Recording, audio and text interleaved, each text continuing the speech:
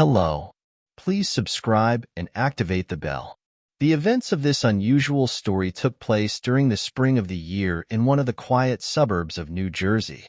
A traditional family of four had recently completed the paperwork to acquire their ideal home when it seemed that the head of the household had disappeared without a trace. However, the reality that came to light was much more terrifying. On October 8th of the year, Melanie Lynn Slate was born in Ridgewood. She was an exceptional and vibrant young woman who never caused any trouble and was always ready to lend a helping hand to others. After graduating from high school, Melanie continued her education at Rutgers University, where she earned dual majors in mathematics and psychology, and then obtained her degree from the School of Nursing. Melanie secured a position at one of the country's top reproductive medicine clinics, earning admiration for her commitment and compassion. Her patients cherished her for providing care. To save money, she also took a job as a waitress, all while living at her parents' house. In the same establishment, Bill McGuire worked as a waiter. Bill, who had been married before and served in the Navy, was known for his intelligence, generosity, and wonderful friendly qualities, always ready to lift the spirits of those around him. An informal flirtation began between Melanie and Bill, united by their shared intelligence, which soon turned into a deep affection. McGuire found in Melanie a love he had never experienced before, and they married. Shortly thereafter, they welcomed their first child. Bill found work as a programmer at a technology institute in New Jersey, earning a good salary. The couple chose to settle in Woodbridge, a modest town with a population of about 34,000. They rented an independent house and appeared to outsiders content with their lives and raising their son. However, they struggled to deal with Bill's infidelity. Disputes often erupted over his gambling habit. Sega ordered Bill to go to Atlantic City and spend nights at the casino. Sometimes he returned with significant victories, but more often, he faced severe losses. His goal of quick wealth was never realized. Over time, his disappointments were taken out on his wife. Bill's mood began to shift in unexpected ways. At times, he became extremely agitated and unleashed his frustration on Melanie. Once, after receiving a speeding ticket, he exploded in anger and called his wife to scream at her. When she hung up the call, he called her again, berated her, and threatened her with physical harm for daring to end the call with him. After nearly 3 years of marriage, Melanie discovered she was expecting their second child. She was working at the infertility clinic when Dr. Bradley Miller joined the team. Brad had a family and young children. As Melanie and Bill's relationship, filled with fights over cheating, financial disputes, and gambling issues, deteriorated, Melanie sought comfort elsewhere. She began a love affair with the new doctor during the final stages of her pregnancy. Miller was kinder compared to her husband. Despite her efforts to resist, given Bill's indifference towards their family, she also eventually gave in. Melanie maintained her relationship with Bradley while Bill pursued his own interests. However, they continued in their marriage, ignoring each other's actions. The arrival of their second child did not solve their family problems, but at the same time, they managed to accumulate a significant amount of money. To prevent Bill from depleting their savings on gambling, they chose to invest in their own property. However, agreeing on a location proved difficult. Bill was keen on moving to his original Virginia Beach, while Melanie preferred to buy a property in New Jersey and invest their money in real estate to keep Bill away from gambling. She believed it was a wise investment and explained to her husband that she was not ready to move away and leave behind her job at the clinic, which she valued, along with her relationship with Dr. Miller. Thus, Melanie convinced Bill to buy a house in Woodbridge, New Jersey, which was the perfect choice for families. They began searching for the ideal home and eventually discovered a property with a spacious yard, perfect for their children to play and enjoy. Melanie was happy, and Bill seemed excited too. The deal for their new residence was scheduled to be finalized. At that time, Melanie was 33 years old. while Bill was 38 years old, and their children were 3 and 5 years old. Unfortunately, they never occupied this elegant house. After signing the contract and completing the deal, Bill told his friends about his joy in acquiring a house. That evening, after Bill fell asleep on the couch due to wine, Melanie called her lover, declaring her intention to ask for a divorce. Before she could seriously discuss the matter with Bill the next day, a violent dispute erupted. Melanie recounted that Bill reconsidered the house purchase, expressing regret as he would have preferred. Instead of choosing a less expensive residence in Virginia, influenced by his wife, they invested all their savings in a house worth $500,000. The confrontation turned into physical violence, after which Bill announced his departure, asserting that he would not return and warning her not to tell their children that they were orphans. Melanie suspected that he had gone to Atlantic City to gamble. Days passed without any contact from Bill. Eventually, Melanie admitted that he had left her and their children permanently and made no effort to find him or express concern about his whereabouts. Now, effectively a single mother, she managed the daytime care arrangements for her children and organized for her parents to supervise them throughout the night. She then consulted a divorce lawyer and obtained a temporary restraining order against Bill due to their last altercation. Just 1 week after Bill left his family, 2 fishermen, accompanied by their children on a beach in Virginia, found a floating suitcase. They expected it to be the lost belongings of someone that had fallen off a bridge. Together, they pulled the heavy suitcase onto their boat and discovered it was covered with black garbage bags. The adults were suspicious, but a child tore open a bag and revealed a horrifying sight. Inside were human legs cut off below the knees. This discovery left everyone on board the boat in shock. One of the fishermen immediately called emergency services. The area adjacent to this gruesome discovery was bustling with boaters and holidaygoers, and nearby was a fishing island, a residential retreat, and a tourist entertainment center. The discovery of a suitcase filled with human remains was beyond anyone's expectations. As the police arrived and conducted the initial search, it became clear that this case would not end here. As expected, by May, a student on Fishing Island found another suitcase on the beach. Upon opening it, a foul smell nauseating to anyone emerged. Emptying the bags inside revealed legs and a head wrapped in a blanket. On May 16th, a fisherman found a third suitcase containing the rest of the body. These remains were immediately taken for forensic analysis, where the medical examiner identified several gunshot wounds to the torso, including a fatal shot to the head. The water made it difficult to distinguish the victim's features. However, a forensic artist succeeded in reconstructing the face and presenting a sketch to the press on May 18th. One of Bill's close acquaintances came across a news segment displaying a sketch of an unidentified person. The face depicted was eerily familiar to him, and within moments, he realized it was his friend McGuire. He immediately contacted Bill's sister, who confirmed that no one had been in touch with her brother and that he had disappeared after a dispute with Melanie. She wasted no time in alerting the Virginia Beach authorities about her concerns. The police quickly matched the fingerprints found in the file. McGuire had a history of arrests for reckless driving, which led the police to retain his fingerprints in the system.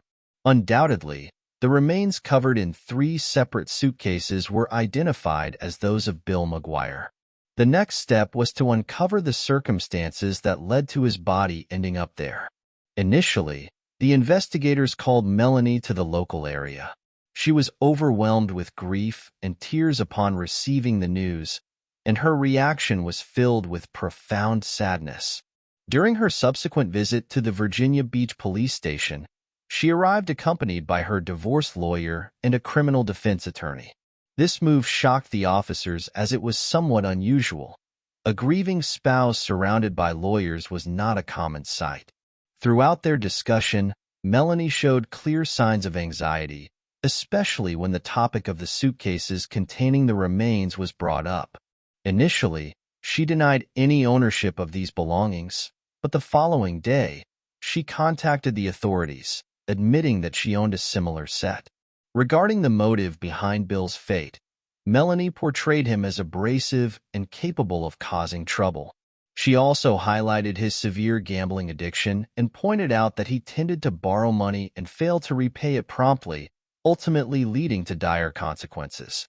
Following this, the police conducted a thorough search of the couple's home to gather more evidence and possibly exclude Melanie as a suspect. The interior was cleanly maintained. By this time, the widow McGuire had moved with her children, and the deceased husband's belongings had been handed over to friends. Interestingly, Bill's items were packed in large black garbage bags similar to those discovered inside the travel suitcases. Additionally, a blanket matching the one wrapping Bill's head was found, justified by Melanie's nursing profession. Bill's car was located in the parking area. In the Flamingo Hotel in Atlantic City, it was revealed that Melanie had placed it there as revenge for his betrayal, claiming that she had moved it as a joke after releasing his remains for burial. Melanie quickly arranged the cremation of the body and the funeral, leaving the attendees in shock due to her haste. Observers noted that the service was brief, lasting only 8 or 10 minutes, and was characterized by a clear sense of detachment and coldness. Melanie justified her actions by saying that her new reality as a single parent necessitated moving forward in her life. The discovery of remains in Virginia, far from his home in New Jersey, puzzled law enforcement authorities. However, investigators were convinced of Melanie's involvement in his tragic end. The investigation into Bill McGuire's death was escalated to the highest priority. Given the gunshot wounds, the police investigated Melanie's recent acquisition of a firearm and discovered that she had purchased a pistol from a neighboring state just 2 days before the uproar. Melanie denied the presence of any firearm in their home, but in a subsequent interrogation, she admitted to purchasing the gun on behalf of Bill, citing his concerns about failing a background check due to previous traffic violations. She claimed he needed the gun for self-defense. The case became more suspicious with each coincidental discovery. Law enforcement authorities tapped into Melanie's phone calls, hoping to inadvertently uncover her guilt. This intense surveillance resulted in more than 100 hours of recorded conversations. Through these recordings, the police uncovered Melanie's extramarital relationship with Dr. Miller, an element that emerged after Bill's death as a potential motive for murder. The investigation then shifted to explore any possible involvement of Dr. Miller in McGuire's killing. The logistics of how a petite nurse could dismember a body and distribute it across 3 suitcases raised questions. When investigators confronted Miller with these suspicions, he said he was a married man with young children. To prove his innocence, he agreed to wear a wire during a meeting with Melanie, a measure that ultimately cleared him of any suspicion in the case. However, the police confirmed through traffic records that Melanie had made a trip to Delaware on May 4th. This trip was significant because it took her across the Chesapeake Bay Bridge. Here, on May 5th, fishermen and youths found the first suitcase containing parts of Bill's body. Melanie confirmed that her trip to Delaware was driven by the lower prices of furniture available there. To date, stopping on the bridge to throw 3 suitcases through an open window might seem strange, especially in an area usually busy with traffic. The bulk of the evidence leaned towards Melanie, but it remained circumstantial. The prosecutor's office needed more details to determine the exact location and timing of the murder and to confirm how Bill ended up in Chesapeake Bay. The initial examination of their residence revealed nothing decisive, leading to the decision to conduct several comprehensive searches for any overlooked evidence. A second, more detailed examination was conducted. They performed various chemical analyses and even extracted parts of the pipes for a thorough examination, but so far, no direct evidence of a crime committed within those walls has appeared. Subsequently, a meticulous examination of Bill's car revealed evidence that could open up the case wide. Investigators found 2 syringes and a bottle of Miller and, notably, traces of the same chlorine solution appeared in the service records of Bill's taxi. But the discoveries did not stop there. After examining the minute debris in McGuire's car, investigators identified small pieces of human tissue, which the press described as human sawdust, strongly linked to McGuire, along with bullet shrapnel intertwined with small pieces of dark green fabric. The couch of the same color was a staple in the McGuire residence. When Bradley was asked about the formula for the chlorine mixture, he glanced at the document and denied that the signature was his, suggesting instead that it was Melanie's doing. The investigation team then assumed that Melanie had obtained a firearm 2 days before Bill's mysterious disappearance.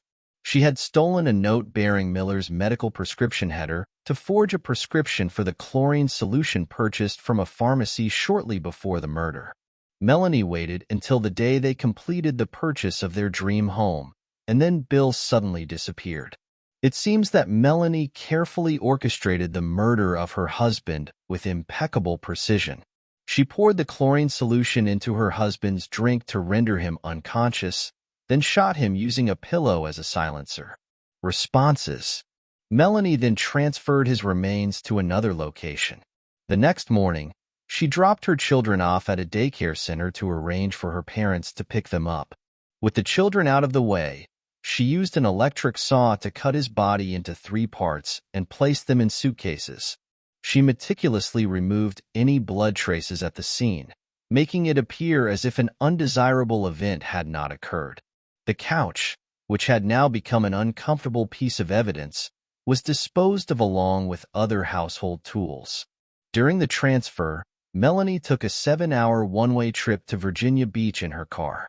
During this time, she was seen stopping at a traffic light, then disposed of the suitcases off a bridge near Chesapeake Bay before returning. She used Bill's car to go to Atlantic City, where she left it in the parking lot of the Flamingo Hotel and took a taxi, paying the fare in cash. Despite her thorough efforts to clean the crime scene, she overlooked the shoes she wore while dismembering her husband's body. While transferring his car to Atlantic City, she transferred small particles of human remains to the car's floor mat, attached to her second shoe. On June 2nd, Melanie faced charges and was arrested, but she was released on bail set at $100,000 pending her trial. Her children were taken and placed in the care of Bill's sister, who allowed Melanie to meet them under supervision after her release on bail. After her release on bail, Melanie faced additional allegations on October 11th, which led to an increase in bail to $2 million. However, she was released again. While free, Melanie assembled a renowned defense team, and her lawyers asserted that the coincidences that seemed incriminating could be explained and that there was no direct evidence linking her to the crime. The prosecution built a strong case with new damning evidence sourced from the family's home computer. Forensic analysis of the hard drive revealed search queries such as ways to obtain weapons illegally, untraceable poisons, and methods of committing murder. The prosecution claimed that Melanie conducted these searches, indicating long-term planning for the crime. Melanie's legal team confirmed that the computer was accessible to all family members, making it difficult to determine exactly who conducted these searches. The plastic bags found with human remains and the clothing bags Melanie received were produced by the same manufacturer. The discovery of animal fur on the bags, despite the family not owning pets, added to the evidence. Nearly 3 years after the crime, Melanie McGuire's trial began on March 5th. The prosecution stated that her motive behind committing the crime was to start anew with her lover. Bradley Miller's testimony during Melanie's trial put him in a risky position, as it revealed their romantic relationship very publicly and forced him to testify against Melanie to prevent further damage to his personal life. Ultimately, the jury began deliberations. The prosecution was concerned about whether they had sufficiently proven Melanie McGuire's responsibility to the jury. They wondered if the jury could accept the idea that a seemingly innocent petite nurse was capable of committing such a heinous act. In July, Melanie McGuire was sentenced to life in prison without the possibility of parole until after serving 30 years. Her future is now confined within the walls of a prison cell. Her defense team was perplexed by the conviction amid significant doubt and vowed to continue defending her. Melanie pursued several appeals, all of which were rejected. She is currently adapting to a life devoid of freedom, away from raising her children and missing the years of her youth. This is the end of the story. Don't forget to like the video and leave your thoughts in the comments. Goodbye.